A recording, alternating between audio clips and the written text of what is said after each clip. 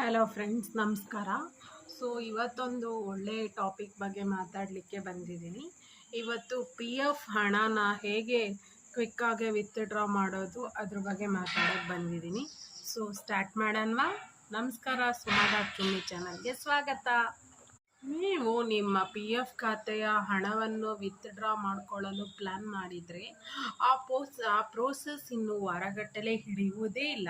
ಬದಲಾಗಿ ಆ ಪಿ ಎಫ್ಗೆ ನೀವು ಅಪ್ಲೈ ಮಾಡಿದಾಗ 3 ದಿನದಲ್ಲಿ ನಿಮ್ಮ ಅಮೌಂಟ್ ವಿತ್ಡ್ರಾ ಆಗಿ ಡೈರೆಕ್ಟ್ ನಿಮ್ಮ ಬ್ಯಾಂಕ್ ಅಕೌಂಟ್ಗೆ ಲಿಂಕ್ಡ್ ಆಗಿ ಅದು ನಿಮ್ಮ ಬ್ಯಾಂಕ್ ಅಕೌಂಟ್ಗೆ ಸೆಂಡ್ ಆಗುವಂಥ ಫೆಸಿಲಿಟಿ ಈಗಷ್ಟೇ ಹೊಸ್ದಾಗಿ ಬಂದಿದೆ.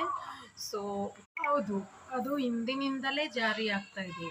ಪಿ ಎಫ್ನಲ್ಲಿ ಹಣ ತಗೊಳ್ಳುವ ವಿಧಾನವನ್ನು ಮತ್ತಷ್ಟು ಸರಳೀಕರಣ ಮಾಡಲಾಗ್ತಿದೆ. ಶೇಕಡಾವಾರು 69% ಹಣನ ವಿಲೇವಾರಿ ಮಾಡಲು ತ್ವರಿತಗೊಳಿಸಲಾಗುತ್ತಿದೆ. ಇದರಲ್ಲಿ 1 ಲಕ್ಷ ಹಣವನ್ನು ತೆಗೆದುಕೊಳ್ಳಲು ವಿತ್ಡ್ರಾ ಮಾಡೋ 1 ಲಕ್ಷ ಮಿತಿಯವರೆಗೂ ಹಣವನ್ನು ತೆಗೆದುಕೊಳ್ಳಲು ನಿರ್ಧರಿಸಲಾಗಿದ್ದು, ಇದನ್ನು 3 ದಿನದಲ್ಲಿ ತ್ವರಿತಗೊಳ್ಳಲು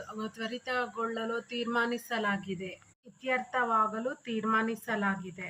ಅಲ್ಲದೆ ಈ ಪಿ ಎಫ್ ಹಣವನ್ನು ಆಸ್ಪತ್ರೆಯ ಖರ್ಚಿಗಾಗಿ, ಮಕ್ಕಳ ವಿದ್ಯಾಭ್ಯಾಸಕ್ಕಾಗಿ, ಮನೆ ತೆರಿಗೆಯ ಖರ್ಚಿಗಾಗಿ, ಮಕ್ಕಳ ಮದುವೆಗಾಗಿ ಪಿ ಎಫ್ ಹಣವನ್ನು ವಿತ್ಡ್ರಾ ಮಾಡಿಕೊಳ್ಳಬಹುದಾಗಿದ್ದು, ಹಣವನ್ನು ಬೇಗ ಪಾವತಿಸಲಾಗುವುದು. ಅಲ್ಲದೆ ಬ್ಯಾಂಕಿನ ಚೆಕ್ ಬುಕ್ ಅಥವಾ ಪಾಸ್ಬುಕ್ ಅನ್ನು ಪಾವತಿಸಲೇಬೇಕಾಗಿದೆ.